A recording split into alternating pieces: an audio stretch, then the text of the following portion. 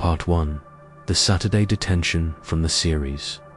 After detention, my best friend wasn't her. Anymore. You know how every high school has that one room where time seems to drag slower than anywhere else. Ours was room 108, detention room. And on a grey, too quiet Saturday afternoon, it became the last place I ever saw the real Lyla. We were late to first period 3 times in 1 week. Not because we were slackers, just life. Her mum forgot to set her alarm. I had a dead phone, and once we got caught behind a freight train on our way to school, Principal West didn't care. Detention was mandatory. Saturday, noon to 5. Bring homework, no phones. It didn't seem like a big deal. We even joked about it as we walked in. Detention queens, Lyla whispered, grinning and making a crown out of her hair. I remember laughing. I remember the smell of dry erase marker and the weird hum the heater made when it kicked on. I remember thinking, this is gonna be boring, but harmless. It was just the 2 of us. No teacher, just a board hall monitor named Dave, who dropped us off, said he'd be back in an hour, and left. We had worksheets. We had the clock, and then the clock stopped. Not gradually, not like the battery dying. One moment it was ticking for 43 p.m. The next, the second hand froze mid-step, just before it hit for 44. We didn't notice right away. We were too busy doodling in the margins and passing notes back and forth. But then the silence became too perfect. No heater hum, no hallway creaks, just this pressure, like the air itself had thickened. Lyla stood up first. Why is it so quiet? She whispered, walking to the window. She tried to open it, but it wouldn't budge. Not lock-sealed. She knocked. It didn't even echo. We looked at the door. I tried the handle. It jiggled, but didn't turn. The lock wasn't clicked, but it felt like something on the other side was. Holding it shut. Dave will be back, I said. But even as I said it, I wasn't sure how long we'd been in there. The clock still read for 43. Then it ticked .once, .2 for 44. The sound was loud, deafening, even like a hammer in a church. Lyla and I both froze, and then the lights went out. Complete black, not dim, not flickering. Gone, gone, Lyla screamed, and I grabbed her arm. Her skin felt cold, like she'd been standing in snow, not a heated school building. I heard something move in the dark. Not footsteps, more like dragging, but dragging up, like something climbing the walls. I don't know how long the darkness lasted. 10 seconds, an hour. Time bent around that room, and then lights snapped back on. Lyla wasn't beside me anymore. I spun around. The chairs were all there. Her bag was still by her seat. But no Lyla. I called her name once, twice. My voice cracked on the 3rd. Then the door unlocked with a soft, almost polite click. I stepped into the hallway. No one was there. I ran to the office. Dave was just coming back with a soda in his hand. You're early, he said, looking at his watch. It's only 4:30. I turned around. The hallway clock also said 4:30, but I saw our classroom. Clock ticked to 4:44. I told him Lyla was gone, that she vanished, that the door locked, that the lights went out. He raised an eyebrow. You sure she didn't just leave early? Her stuff's still in there. He followed me back, annoyed. But when we opened the door, her stuff was gone. No bag, no books, no water bottle. Even the little paper crown she'd made and left on the desk was gone. Dave looked at me like I was making it up. Maybe she just ditched you, he said. Happens more than you'd think. But I know Lyla didn't leave. Not the real Lyla. The next day, she was in homeroom, wearing the same clothes, same hair, same lip gloss we both shared. But something was off. She didn't look me in the eye. She didn't laugh when I whispered the joke we always laughed at. She blinked too slowly, like she was remembering how to be a person. When I pulled her aside and asked what happened yesterday, she just tilted her head slightly. What do you mean, detention? The lights went out. You disappeared. I think you're remembering it wrong, she said. We got out early. Don't you remember? No, I didn't. I checked the attendance records. They showed she'd been marked absent all day. But there she was, sitting 2 rows over in history class, humming a song I didn't recognize under her breath. That night, I texted her .me. Do you remember 4:44? No reply, but the next morning, there was a sticky note on my locker. One I didn't put there, written in tiny, perfect cursive. Only one of us walked out. I wanted to think it was a prank, that I imagined it. But the handwriting, it wasn't Lila's, and it wasn't mine. Since then, Lila's been getting colder. Not mean, just ... wrong. She doesn't blink when you expect. She finishes my sentences, like she knows what I'll say next. She never eats in the cafeteria anymore. But every day at 4:44, I get this chill down my back, like someone's just whispered my name. And sometimes, when I look away for just a second, I think I see 2 of her. Part 2. She doesn't laugh anymore from the series. After detention, my best friend wasn't her anymore. Lyla used to laugh like she didn't care who was listening. It was this snorty, offbeat sound that started in her throat and ended in her shoulders, shaking her whole body like the joke was living inside her.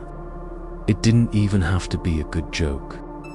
I once tripped over my own shoelaces in front of the vending machine, and she laughed for 10 minutes. I laughed too because when Lyla laughed, you had too. But now, it's like someone took that laugh out of her and forgot to replace it with anything else. She doesn't laugh anymore. She just smiles. A tight, hollow stretch of lips, like someone doing an impression of a person who remembers joy but hasn't felt it in a while. It started the Monday after detention. Everyone was asking where we'd been Saturday. I said detention. Lyla just blinked and blinked and blinked, except no, not enough. There's something unnerving about someone who doesn't blink at the right times, like their face has forgotten the rhythms of being human. She'd stare too long, talk too slowly, respond to questions like she had to translate them first. I tried to brush it off. Maybe she was tired. Maybe something happened at home. Maybe I imagined what happened in room 108. That's what I told myself. But then came the library. On Tuesday, we had our usual free period after lunch. Normally, we'd sneak in snacks and whisper behind the stacks about everything boys, drama, life. But that day, I found her sitting alone in the back aisle, completely still, holding a random book upside down. I whispered, sliding into the seat next to her. You okay? She looked up. Her eyes found mine, but it took a second too long. I'm fine, she said. Flat, hollow. I laughed, trying to jolt the energy. This book club sucks without snacks. She tilted her head. Book club, you know. Our code name for sneaking in gummy bears and gossiping. Pause, she blinked. Once, I don't remember that. Something sank in my stomach. It was your idea. Another pause. Her smile stretched. Sounds fun. No spark. No giggle, just words. I leaned closer. Do you remember the time we wrapped Jenny's locker in tinfoil? Nothing. You used a hairdryer to melt the gum. She left in your chair.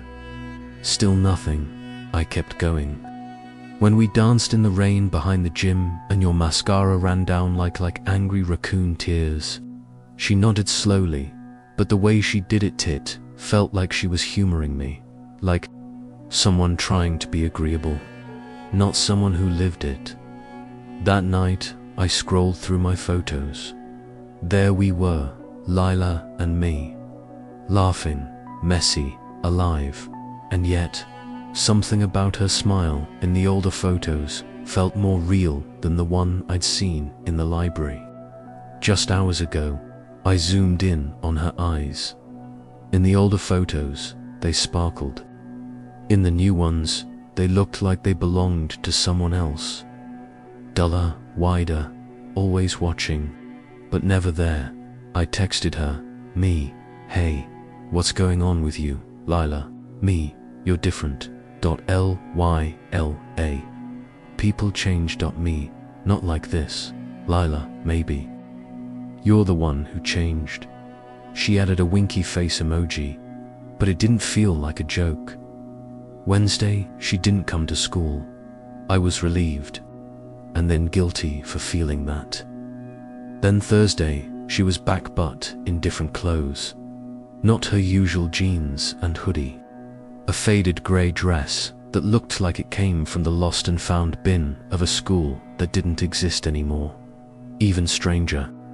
No one mentioned her absence, not the teachers, not our friends. When I asked Maddie, she blinked. Lyla wasn't gone. She's been here all week. No, she hadn't. I was sure. I confronted Lyla during lunch. We were sitting at our usual table, trays untouched. I leaned in. What happened in detention? She looked at me, slowly. Then she smiled. That same stretched far smile. Nothing happened. You disappeared, Lyla. No, she whispered, almost sweetly. You did. The air felt colder around us. No wind, no vent, just colder.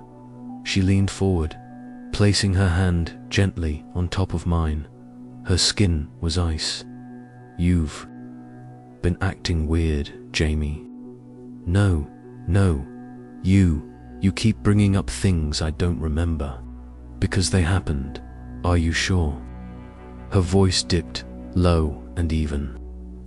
Are you absolutely sure they weren't just things you wanted to happen?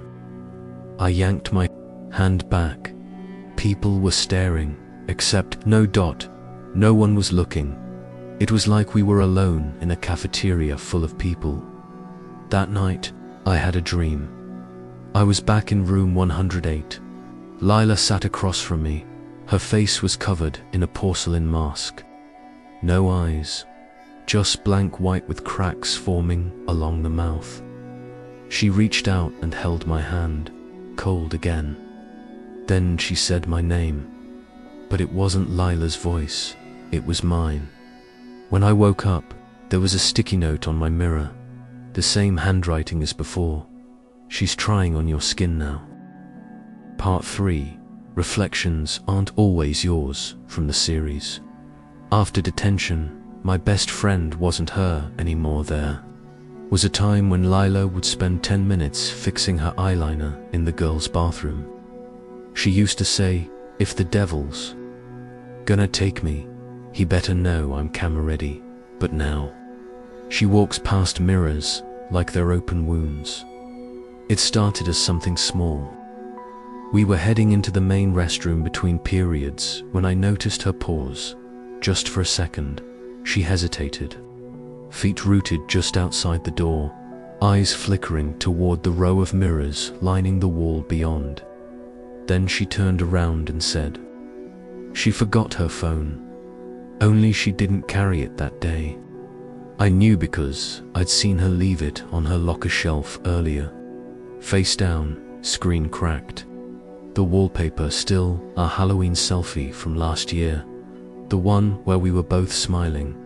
the one where she still looked like Lyla that night. I started watching more carefully in the library. She tilted books just so the glass windows didn't show her reflection. In class, she picked the seat where the whiteboard glare blocked her image in the polished metal cabinet behind her. And in the cafeteria, she sat with her back to the drink machine where you could catch your reflection faintly if you leaned just right. She wasn't just avoiding mirrors, she was avoiding being seen. Friday afternoon, I got the confirmation I wasn't ready for. I'd gone to the bathroom during last period. The halls were mostly empty, the kind of quiet that feels too soft, like walking through a museum after hours. As I pushed the bathroom door open, I saw Lyla already inside, walking past the row of sinks. Her body moved steadily, but the reflection, it turned. I don't mean a head tilt, I mean her reflection stopped mid-stride, pivoted slowly, and looked directly at me. Its mouth didn't move, its eyes didn't blink, but it saw me. It knew I was watching. I froze. The real Lyla continued walking like nothing happened. She didn't look at me, didn't see me standing there, gripping the edge of the door like it was a lifeline. And the mirror, it fogged up, slowly from the inside. Letters began to form in the condensation. 3 smudged, trembling words, still in here. I stumbled back so hard my shoulder slammed against the hallway wall. The pain snapped me out of it, but when I looked back through the open bathroom door, the mirror was clear. Empty. Lyla was gone. I didn't sleep that night. I couldn't stop thinking about what the mirror said, about how her reflection looked wrong, off by just enough to make you question everything you ever trusted about glass and silver and light. What if she wasn't the one I'd been walking to class with all week? What if the real Lyla was still in that room? The next morning, I told myself I needed proof, so I went to the front office. Claimed I lost a bracelet during detention and wanted to check if anyone turned it in. The secretary aboard, half-asleep woman named Mrs. Cranejust, shrugged and handed me the logbook for Saturday's detentions. "You kids and your jewelry," she muttered. I flipped through the entries until I found last Saturday. There it was, Jamie Collins, late arrival, 3:00 p.m. 3:00 p.m. Nothing unusual, but then my stomach flipped. Lyla's name wasn't there. I checked again and again, it just wasn't listed. Instead, 2 lines below mine. A name had been scratched out so deeply the pen had torn the paper. Only one part remained untouched. A faintly legible name burned into the page like an echo. Eliham and I didn't know that name. Not from school. Not from social media. Not from any classes or clubs. So I googled her on my phone right then and there. Ellie Harmon, Clearwater High, -1998, A. News article popped up. The headline chilled me. Local student vanishes after Saturday detention. No leads in 25 years. I clicked it. Scanned the words. Hearts hammering. Ellie had been 16. Last seen entering Clearwater High for an after-school detention. She never came home. The janitor found room 108 empty the next morning. No broken windows. No signs of struggle. Just one thing left behind. A folded sticky note. She laughed just like me. I sat there in the main office, legs numb, staring at that article like it might blink or breathe or change. But it didn't, single quotes. And then something hit me like a bucket of ice. That line, she laughed just like me. It wasn't a coincidence. It was a warning, a message from the inside. Because that's what I had said about Leoforos, and over the past few days, She used to laugh, like herself. What if the thing pretending to be Lyla wasn't new? What if it had done this before? What if it was still playing dress up with other people's skin? That night, I looked through old yearbooks in the library until closing. I'd found the 1998 one on the highest shelf. I flipped page by page until I found Ellie Harmon. She looked nothing like Lyla, but her smile. It was the same stretch of lips, tight, hollow, practiced, just like now. The next time I saw Lilin, the hallway near our lockers, I said her name softly, Lyla. She turned, smiled, but her eyes didn't crinkle at the corners, and in the reflection on the trophy case behind her, she was already walking away. Part 4. Missing from the records from the series. After detention, my best friend wasn't her anymore. No one disappears without leaving something behind unless someone else wants them gone. Those words whispered in Jamie's mind as she sat at a battered desk in Clearwater High's dusty administration office. Her fingers trembled slightly as she leafed through yellowed, musty detention logs that hadn't seen daylight in decades. Around her, the ancient air conditioning hummed its monotonous, hollow song, barely masking the creaks and groans of an old building settling into the night. It was after hours, and only the janitor roamed the darkened corridors, distant footsteps, occasionally breaking the eerie silence. Jamie had convinced Mrs. Crawford, the overworked and undercaffeinated school secretary, that she needed old detention records for a history club project. The lie had tasted bitter in her mouth, but she was past caring. Lyla hadn't been herself for weeks, and whatever had happened in that detention room, whatever had taken her friend, was hiding in these records. She was certain of it. She turned another page, carefully scanning names written in fading ink. It felt strangely voyeuristic, glimpsing the detentions and punishments of kids who were now adults, parents, or worse, long since forgotten. And yet, Jamie searched, compelled by a deep, aching dread that told her the truth lay somewhere in these dusty archives. Detention logs from 2003, 2001, and 1999 offered nothing unusual. Names came and went, typical student infractions, late assignments, pranks, skipping class. Jamie felt a knot forming in her stomach, disappointment settling heavily in her chest. She flipped another fragile page, frustration mounting. Then she paused. Her heart skipped a beat. The page marked spring 1998 was different. The paper was worn, almost tissue thin. At the top, in faded block letters, someone had scribbled hastily, "Detention attendance record, March 1998. Below were neatly listed names and dates. But something was wrong. Halfway down the page was a name that had been violently scratched out, ink so aggressively removed that the page had torn. Beside the ruined entry was a small annotation, barely legible in tiny, shaking handwriting. Disappeared March 18th, 98. No trace. Jamie swallowed hard, her pulse quickening. Carefully, she traced her finger across the destroyed name. Her breath caught when she noticed something else. A faint imprint left by the original pen strokes beneath the heavy scratches. She tilted the page toward the dim office light, squinting carefully. Slowly, painstakingly, the letters revealed themselves. Ellie Harmon. Jamie stared at the name, her mouth dry. A shiver crawled slowly up her spine, icy fingers of dread caressing her neck. Ellie Harmon. She'd seen that name before, just days ago, in the unsettling web forum about Clearwater High's haunted detention. A girl who had vanished without explanation in the late 90s.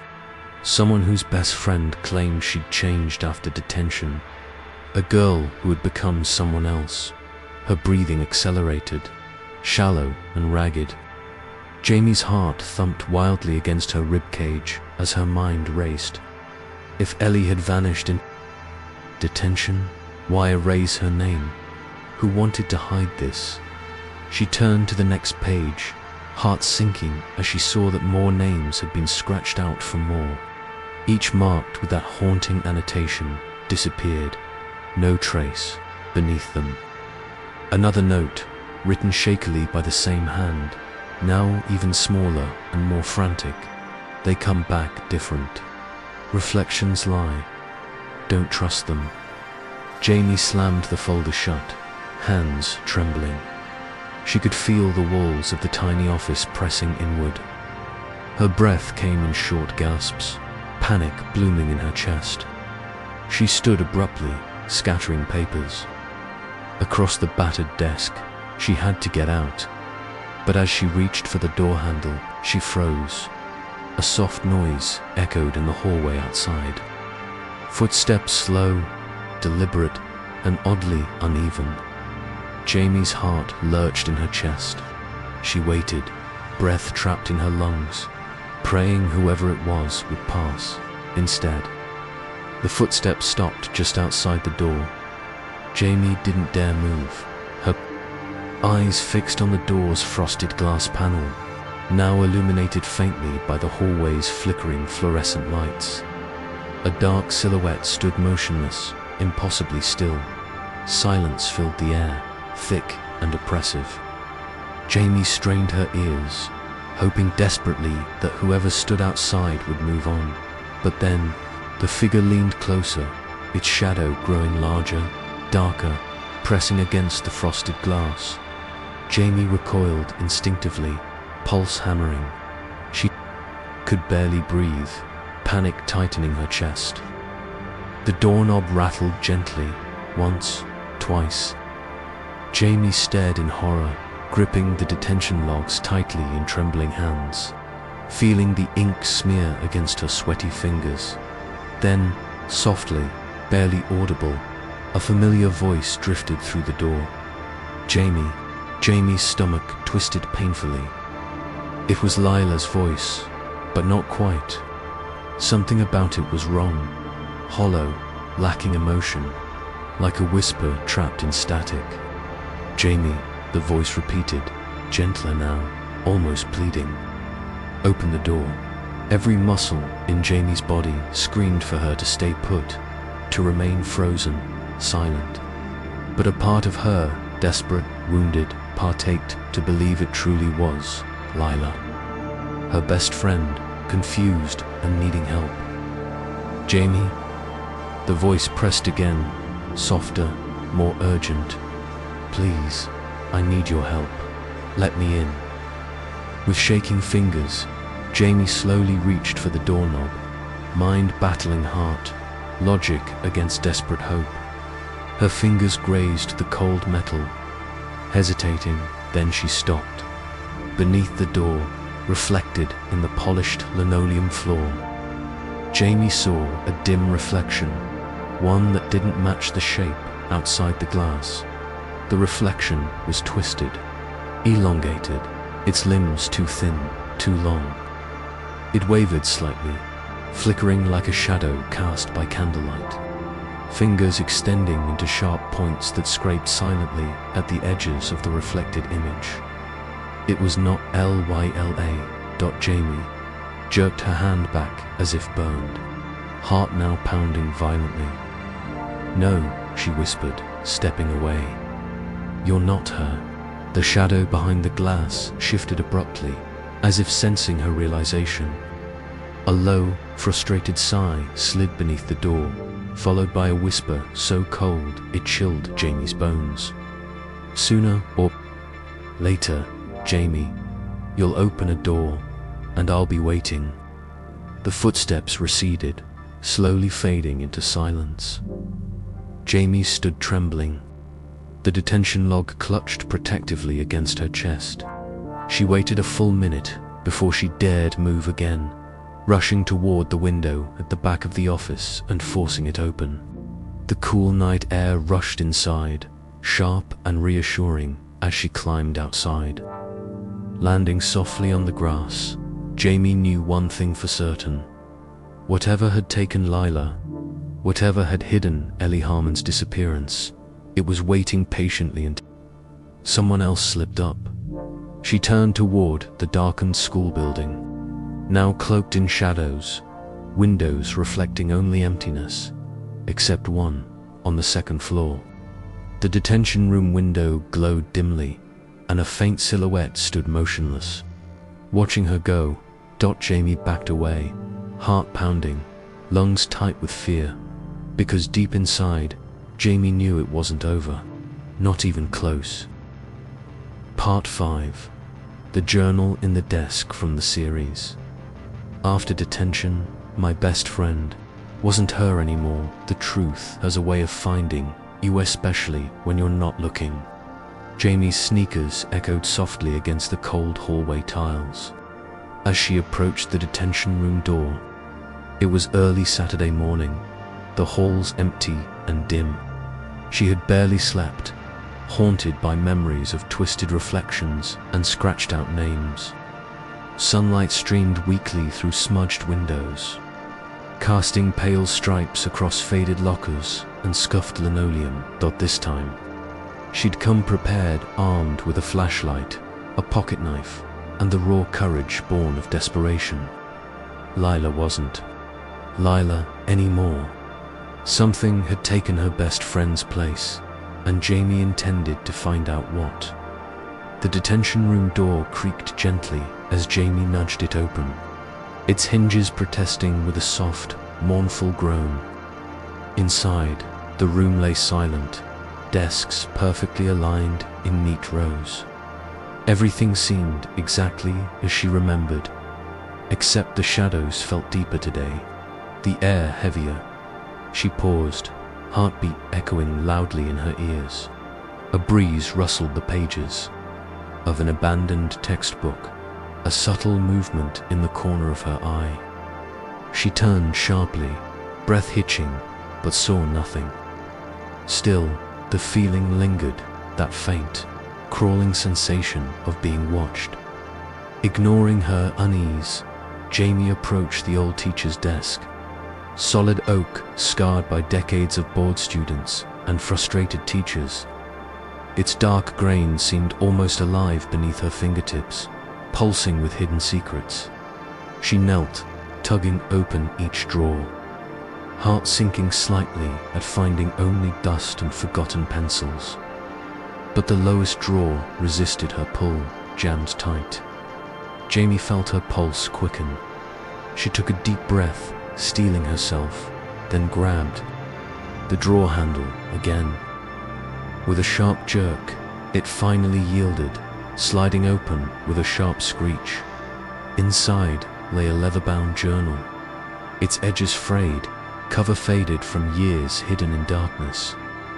Jamie hesitated, fingers hovering above the book.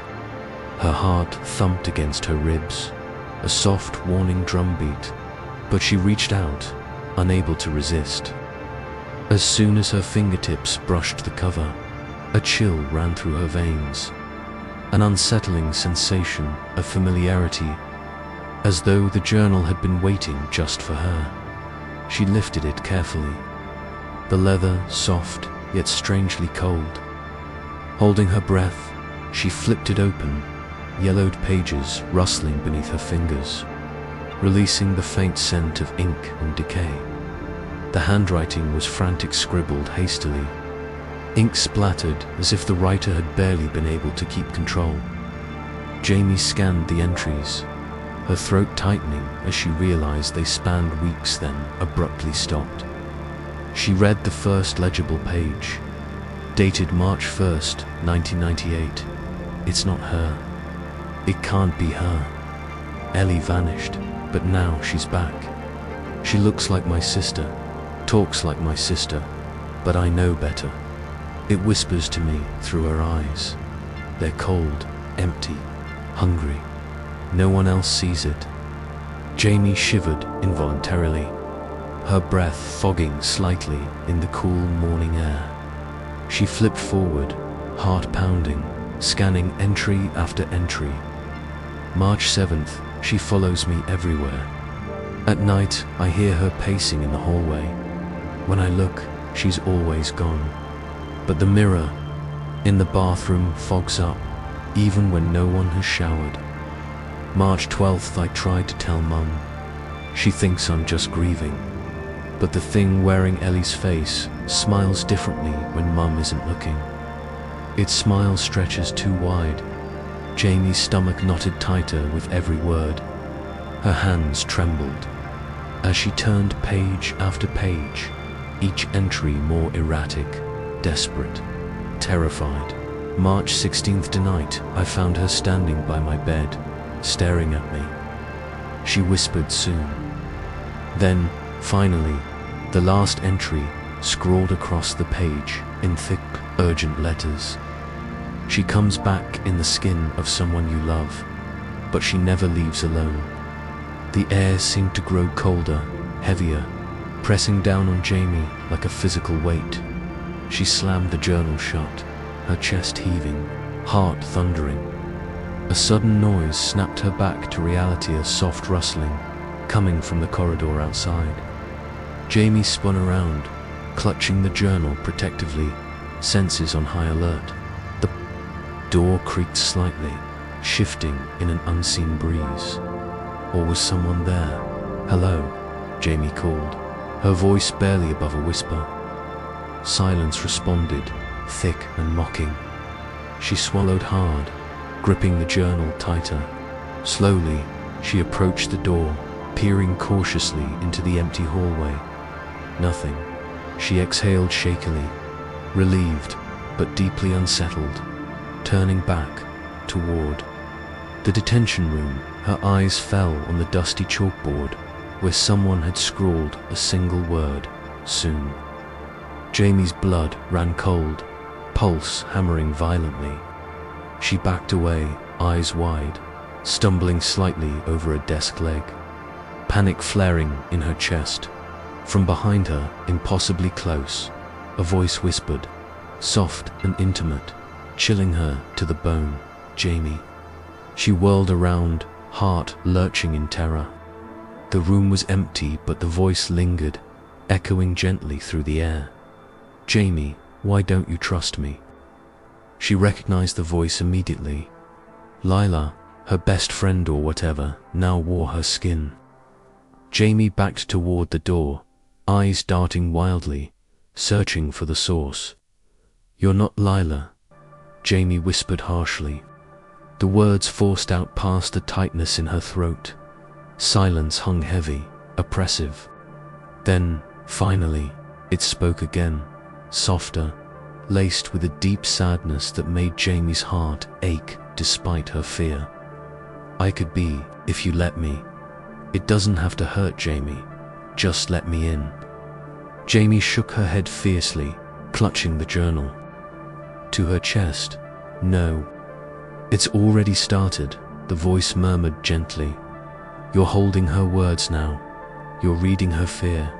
Soon, you'll feel it too. Just like Ellie's sister did." "What do you want?" Jamie demanded, voice shaking.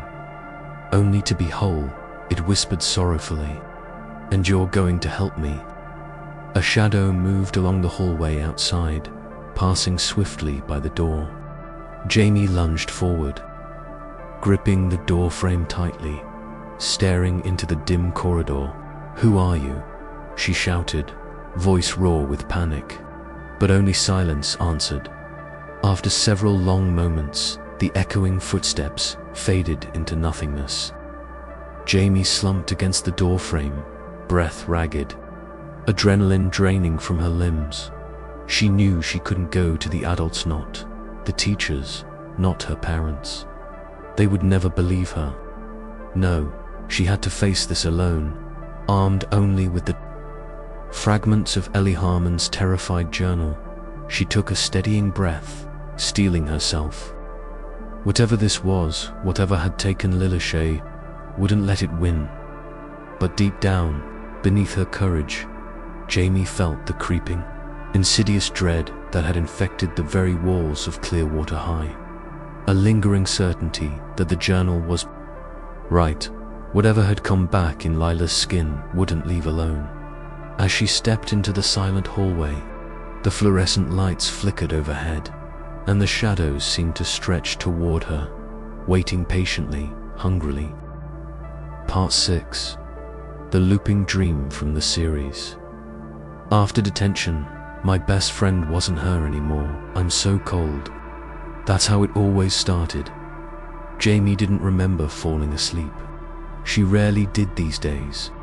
It felt more like being pulled under, like someone gently placing a cold hand on her chest and pressing until she slipped out of the world. The transition wasn't peaceful. It was quiet, yes, but not in a way that calmed. It was the kind of silence that rang in your ears, like the moment before a scream. And then the hallway, always the same one. The walls were tiled in a sickly off-white, cracked in places like a neglected hospital wing. The overhead lights buzzed dimly, but most were dead. What little light remained cast long, flickering shadows that moved even when she didn't. She stood barefoot, always barefoot. The floor was icy, so cold it bit into the soles of her feet, like teeth, and ahead, maybe 20 feet down the hallway, stood Lyla. She wasn't facing Jamie. Her back was to her, hair damp and stringy, hanging like seaweed down her spine. Her arms hung limp by her sides, and she wore the same school uniform she'd had on the day of the detention. But it was wrong now, wrinkled, damp, as though she'd been submerged in something for too long. Each time, Jamie's breath caught in her throat. She wanted to speak but couldn't, wanted to run, but her legs felt like lead. Then Lyla would speak. I'm so cold. Her voice was thin, stretched, not cracked from crying, but as if it had been pulled through layers of static. Every time Jamie heard it, a chill slithered down her spine like something wet. She would take one step forward, then another. She'd call out, sometimes softly, sometimes yelling Lyla, or I'm here, but Lyla never turned. Jamie would finally reach out, fingers trembling, just close enough to touch her shoulder, just a brush, and the dream would reset. Snap, no fade, no dissolve. One blink and she was back at the start. Again, barefoot on the cold tiles. The hallway, the buzzing light. Leela's back. I'm so cold. The first night it happened, Jamie chalked it up to stress. A weird dream, nothing more. But when she woke up, gasping, heart racing, she looked at the clock, 4:44 a.m. Exactly the second night, it happened again. Same dream, same hallway, same helpless, gnawing dread. She jolted awake for 4:44 a.m. by the fifth night. She stopped pretending it was coincidence. She tried everything, staying up late, drinking chamomile tea, even sleeping with a podcast playing. In her ears, nothing helped. She still slipped under, still walked that hallway, still watched Lyla's frozen form say those same 3 words. Sometimes, Lyla would move just a little, a twitch of her shoulder, a flick of her fingers. And one night, when Jamie almost touched her just centimeters, the whaler's head turned slightly, not all the way, just enough to reveal the corner of one eye. But there was no eye, just smooth, pale skin, as if the socket had been erased. Jamie screamed herself awake. Her sheets were damp with sweat, her throat burned, and the clock on her nightstand blinked for 4:44 a.m. The next day at school, Jamie looked at Lyla across the cafeteria and wondered, is she even sleeping? Lyla didn't look tired, didn't look anything. She sat perfectly still, pushing peas around her tray without eating. A soft hum came from her lips, almost musical, but with no melody. When Jamie asked her, "Do you remember your dreams?" Lyla blinked once and said, "I don't dream anymore." That night, Jamie didn't try to fight sleep. She gave in, sat on her bed, knees pulled to her chest, lights off, and whispered into the dark, "If I'm going to dream it again, then show me what it means." She was back in the hallway, but this time, something had changed. There were scratches along the walls, deep, claw-like, stretching from the ceiling down to the floor. They weren't there before. She could smell mildew and something faintly metallic. She stepped forward. Her feet didn't ache from the cold anymore, they were numb. Leela's voice came again, but it echoed now, like it was being spoken from two mouths at once. "I'm so cold." Jamie walked faster. She reached out. The lights flickered. Lyla turned. This time, she turned all the way. Her face wasn't pale. It was blank, no eyes, no mouth, no nose. Just smooth, empty skin, like porcelain left unfinished. Yet Jamie felt the eyes, felt the stare digging into her even without sockets. Her stomach dropped. Then Lyla spoke again, but this time it wasn't with her mouth. The voice came from the walls. "Don't wake up," Jamie screamed, and this time when she opened her eyes, her room was dark, silent. Still, she rolled over and looked at the clock. 4:43 a.m. Not yet. She waited, breath held tight. The digits blinked, -4 for dot, and the closet door creaked open on its own. Part 7. The Retired Teacher's Warning from the series. After detention, my best friend wasn't her anymore. She wasn't trapped in the room, he whispered. She was the trap. Jamie didn't know what she expected from Mr. House. Maybe dusty bookshelves and walls full of plaques. Maybe framed class photos, decades old. But the first thing she noticed wasn't any of that. It was how quiet the street was, too. Quiet his house sat at the very edge of town, past the old water tower, where mailboxes leaned and porches creaked in the wind. The lawn hadn't been mowed in what looked like months. A faded plastic flamingo tilted sideways near the steps, half buried in weeds. Jamie climbed the porch slowly, backpack slung over her shoulder, fingers curled tight around the strap. The wood beneath her sneakers groaned with every step. She knocked. "No." "Answer then." Answer the third knock. The door creaked open an inch. No wind, no draft, just the sound of old hinges waking up. She hesitated. "Mr. Kellerman," she called, voice catching from deeper inside. "Come in." The voice was rough, like he hadn't spoken in weeks. She pushed the door open fully. It smelled of old paper and stronger things, mothballs, maybe, or the faint trace of something once burnt. The living room was cluttered, but not messy. Everything seemed placed, intentionally, but with no clear pattern. A ceramic cat sat on a tower of National Geographics. A broken wall clock displayed for 44. That made her stop. A chill crawled under her hoodie. "Back here," the voice said again. She followed it past the living room, past a kitchen that looked like it hadn't hosted a meal since the Bush administration, and into a study. There, beneath a window shrouded in dusty blinds, sat Mr. Kellerman, thinner than she remembered, older, more fragile, like a man made of crumpled paper.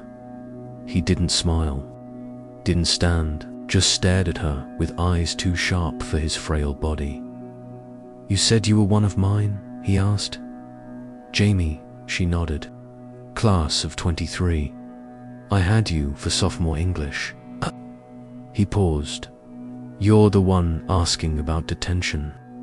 Jamie swallowed. "Yes," she said quietly. And ... about Lyla. That's when he changed. His shoulders stiffened. His breathing grew shallow. He stared at her backpack like it might open its jaws and bite. You shouldn't say that name. Jamie frowned. Why not? She's my best friend. He didn't blink, just whispered. The word hit her harder than she expected. She stepped closer. You knew her. I knew. Something, he said, looking past her now. I oversaw detention for 27 years. Every late kid, every prankster, every hallway wanderer, knew them all. He reached to the drawer beside him and pulled out a small, faded notebook. The cover was cracked leather. The pages curled at the edges. He flipped through it slowly and then stopped. There, Jamie leaned in. The handwriting was his, neat, in blue ink. The date, March 14th, 1998. Ellie Harmon, she read aloud. She vanished after Saturday detention. He tapped the page. She wasn't the first, but she was the one who changed the rules. Jamie looked up. She never left that room, Jamie. He said, voice barely more than air, at least, not the way she entered. He stared at the wall now, as if remembering something too large for the room to hold. I stayed late that day. The clock froze at 4:44. The lights dimmed, and I heard humming, not singing, not music, just a vibration that made your skin crawl, like bones humming in a deep place. Jamie's hands clenched into fists. Her heart thudded louder now, not with fear but recognition. I left the room for 5 minutes, he continued. When I came back, the window was frosted, and Ellie ... was gone. Jamie's breath caught, but the door was locked. Right, he nodded slowly. She couldn't have left. Not through anything human. Jamie tried to keep her voice steady. What does this have to do with Lyla? Mr. Kellerman turned toward her, his eyes sharp again. She's using that name now, he asked, almost amused. What? He leaned forward, placing a paper-thin hand over hers. She wasn't trapped in the room, Jamie, he said again, slower this time. She was the trap. The silence that followed was crushing. He let go of her hand and sank back into his chair. You remember how she was before, don't you? He murmured. Full of noise, color, life. But now, Jamie's voice trembled. She doesn't laugh anymore. Mr. Kellerman nodded, eyes heavy with something worse than fear. Because that's not your friend. Jamie stood up too fast. The room tilted. The shadows looked ... deeper now. Like they listened. I have to go, she whispered. He didn't stop her. As she reached the door, his voice followed like smoke. Don't follow her, Jamie. Whatever it is, it only needs a name to return. She froze. What do you mean? He didn't answer. Only pointed to the wall where a class photo hung. Row after row of faces stared blankly out. Jamie stepped closer. There, in the middle row front and center, was Lyla. But the label beneath her said, Ellie Harmon. Part 8. The window that was never meant to open from the series. After detention. My best friend wasn't her anymore. They always said the detention room had no windows. Jamie believed it. She'd been inside. The room felt like a tomb, no view, no air, no exit but the door. But that afternoon, as golden light poured in oddly from the hallway and danced across the scuffed tiles, she noticed something strange. There was a corner where the wall felt warmer, not just warmer, softer, like it breathed. She pressed her fingers against the beige paint. The texture was uneven, almost like plaster over glass. A sealed window, it was hidden beneath the same color as the wall, carefully blended in. But someone had once tried to uncover it. Jamie saw the edges where something sharp had chipped away the paint. Fingernail grooves, scratches, a memory etched in wall. She leaned closer and saw a phrase. Almost faded. It was never meant to open. Jamie stepped back. The words weren't painted. They were scratched into the wall. She returned later that evening, long after the final bell. The school was mostly empty except for the hum of vending machines and the faint buzz of motion sensors. She wore gloves. A flathead screwdriver from the art room fit neatly between the wall and the edge of the plaster. She didn't know what she expected. Maybe just a bricked up space, maybe nothing. But when she pried it loose, the panel fell away like a molted shell. Behind it was a window. Old, dusty, but unmistakably a window. Its glass was thick and fogged from the inside, with a brass latch so old it had greened over time. Jamie hesitated. The hallway light above flickered, humming like it had a nervous system. The latch turned with a click. The window groaned, and beyond it wasn't the outside, it was a stairwell. Stone, spiraling downward, lit faintly by something she couldn't place. An amber glow, steady, like trapped candlelight. Her breath fogged the air. It shouldn't have been cold, but it was. She slid through. The staircase was tight, damp with walls that narrowed as they descended. As she moved downward, the temperature dropped with each step, like she was descending not through space, but through time. Her phone's flashlight flickered, then dimmed to nothing. Only the strange amber glow ahead remained. Then she reached the bottom. A stone corridor stretched in front of her, ending in an old wooden door warped by time. She pushed it open. Inside was a basement room she'd never seen in any blueprint or tours of the school. Its walls were covered in scratch marks, some chaotic, others strangely deliberate. Symbols, circles, jagged lines, things that reminded her of runes or clawed alphabets. And then there was the writing, all across the far wall, carved deep into the stone. What was locked away always needs a replacement. Jamie stared, her breath caught in her throat. It wasn't the message that made her blood run cold, it was the fact that beneath the message were names, dozens of them, each scratched with urgency, panic and despair.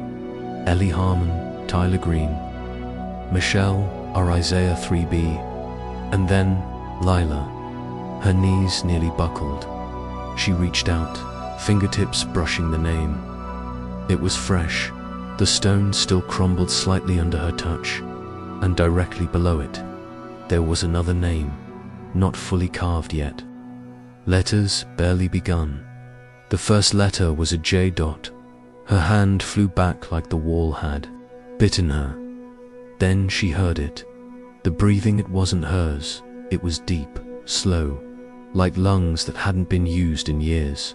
Waking up again, coming alive. Jamie turned. There was no one in the room, but the air had changed, grown thicker, heavier.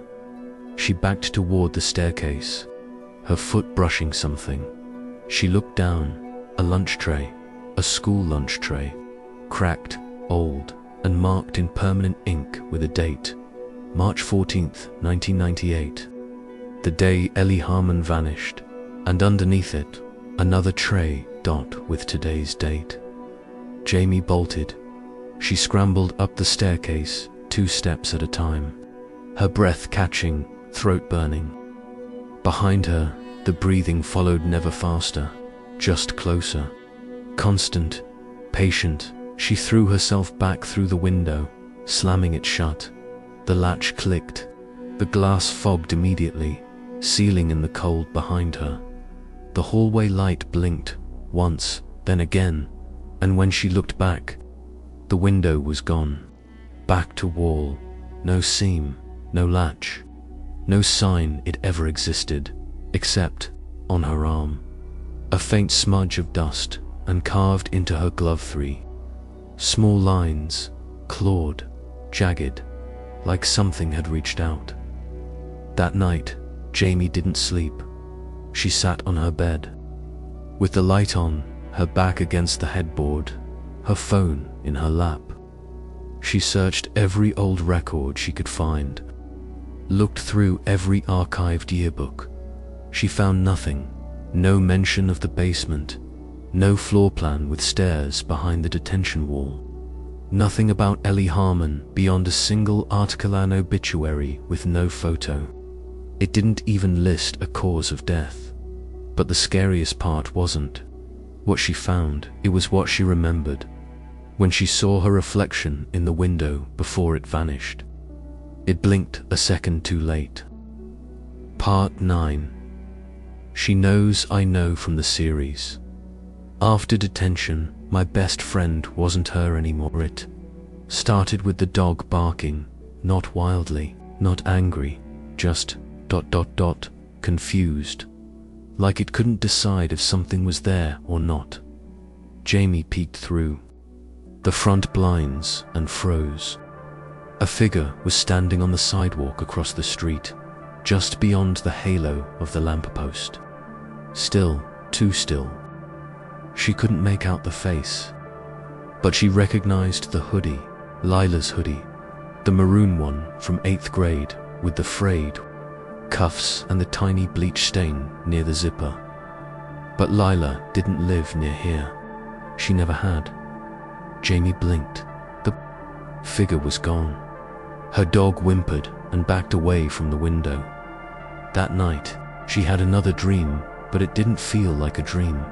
She was back in the school hallway, but it was dark, lined with lockers that seemed taller than usual. The walls' breath slowly expanding and shrinking like lungs. A soft, static buzzed in the air, like a distant radio between channels. Then she saw her Lyla, not just in the hallway behind. Her Jamie turned slowly. Lyla was smiling, too wide, too still. Her eyes didn't blink. Her voice came out like 2 overlapping recordings. Don't leave me alone again. Jamie tried to run, but her feet wouldn't move. She wasn't paralyzed, just ... heavy, like the hallway had thickened around her. Then everything inverted, colors bent, sound twisted, and Lyla was gone. The next morning, Jamie found a sticky note on her bathroom mirror. She didn't write it, neither did her mum. It said, "You promised." In Lyla's handwriting, Jamie didn't scream. She just sat on the edge of the tub for a long time, listening to the faucet drip. Every few seconds, steady, like a clock that refused to stop ticking. The sound reminded her of detention. School wasn't any better. Lyla was an HOME, like normal, smiling, laughing at someone's joke. Her voice sounded almost right, now only almost, as if someone was impersonating her and doing a decent job. But it was in the details that everything fell apart. Lyla stirred her yogurt, clockwise, always clockwise. The real Lyla stirred counterclockwise. Never tied her shoes all the way. The left lace was always undone. Now both were perfectly bound. Every day, Jamie tested her.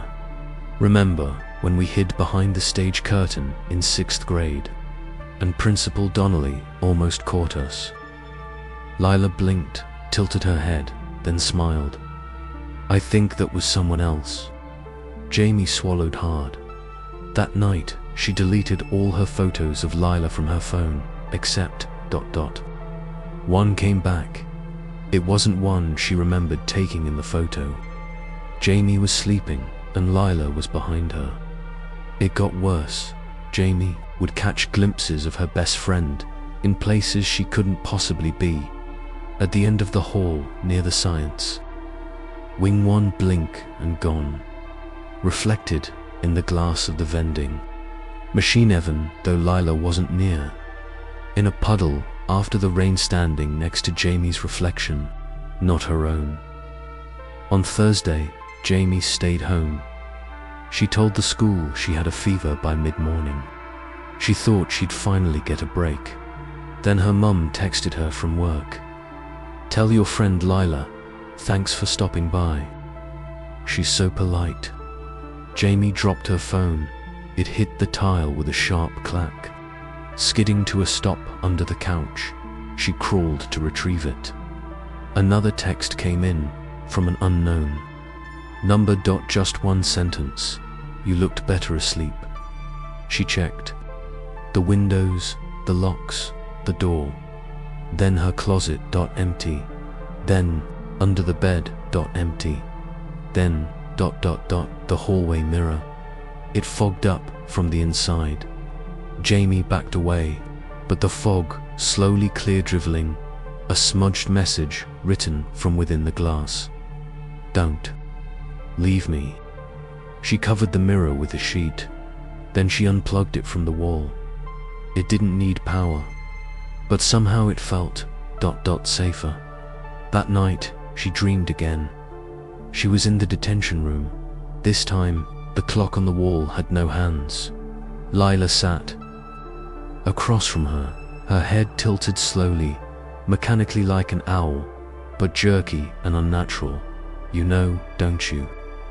Jamie nodded. Lyla smiled wider than her face should allow. Her voice split again, Liard, echoing inside itself. "Then you're mine." Jamie jolted awake. 3:03 a.m., not 4:44 this time. She sat up, heart racing, cold sweat trickling down her back. She opened her eyes fully and froze. Lyla was standing at the foot of her bed in the dark, not moving, not blinking, just ... watching. Then she whispered, "Don't leave me alone again." Jamie didn't scream. She didn't even breathe. She blinked, and Lyla was gone. At school the next day, Lyla sat across the cafeteria with a group of friends, laughing at a meme someone showed her on their phone. Jamie stared from across the room. Lyla's reflection in the window wasn't laughing. It was staring straight at her, mouth closed, eyes wide, head tilted, smiling. Part 10. Who walked out of that room? From the series. After detention, my best friend wasn't her anymore. Most people don't remember the moment they started to unravel. Jamie did. It was the third time she heard the knocking at 4:44 a.m. Foot, slow taps, then silence. And each time, she was too afraid to open the door. Not because she thought something was behind it, but because part of her deep down was terrified it would be herself on the other side.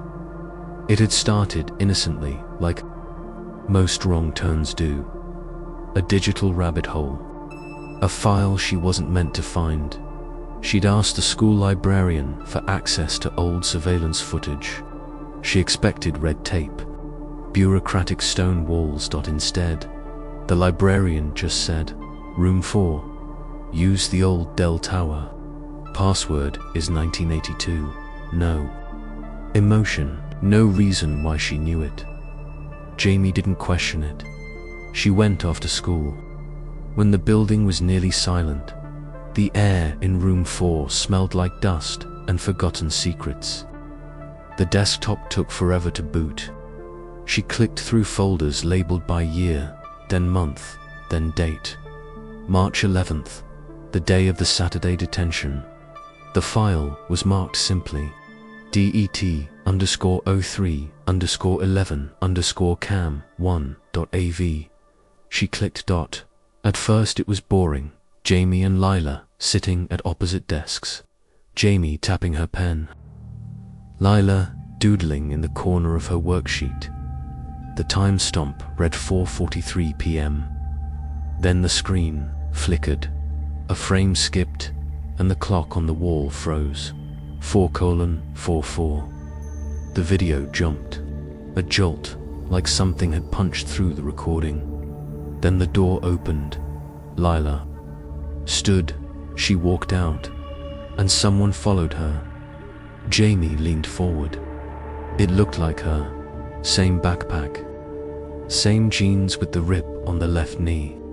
Same messy bun. But Jamie remembered leaving alone, didn't she? She paused. Zoomed. The girl behind Lyla didn't blink. Her smile was wrong, too. Still too wide. And in the reflection on the metal doorframe, Jamie saw something that made her stomach twist into knots. Only Lyla had a reflection. Jamie ran home without looking back. That night, the knocking came again, for slow taps. She held her breath beneath the covers, and this time, it knocked twice more. She tried ignoring it, tried sleeping elsewhere, but it followed her. The knocks at the exact same time, like a ritual, until one night, there was a new sound. A whisper, soft, right at her ear. "I let you leave." At school, Lyla didn't seem to notice Jamie's pale face. The dark circles under her eyes, the way she flinched at sudden sounds. She just smiled, too bright, and said, "We should hang out more." Like before, Jamie nodded, but something in her eyes flickered, as if Lyla knew Jamie had seen the tape. That she remembered, that she finally realized, maybe. It wasn't her who walked out of that room. The next night, Jamie didn't hide. She stood at the bedroom door at 4:43 a.m., hand on the knob, heart in her throat, tick, tick, tick, tick, 4:44, knock, knock, knock, knock, knock, knock, knock, knock. She opened the door. No one was there. Only the hallway mirror at the far end, catching her reflection. She stepped closer. Her reflection didn't move, didn't blink. It smiled and then whispered, "You were never supposed to leave." Jamie's alarm went off at 6:30. She woke in bed. No door open, no mirror cracked, no proof anything had happened except ... Her phone buzzed, an airdropped image, no sender, just a blurry still from the detention. Tape: two girls walking out of the room, and in the subject line, who walked out of that room?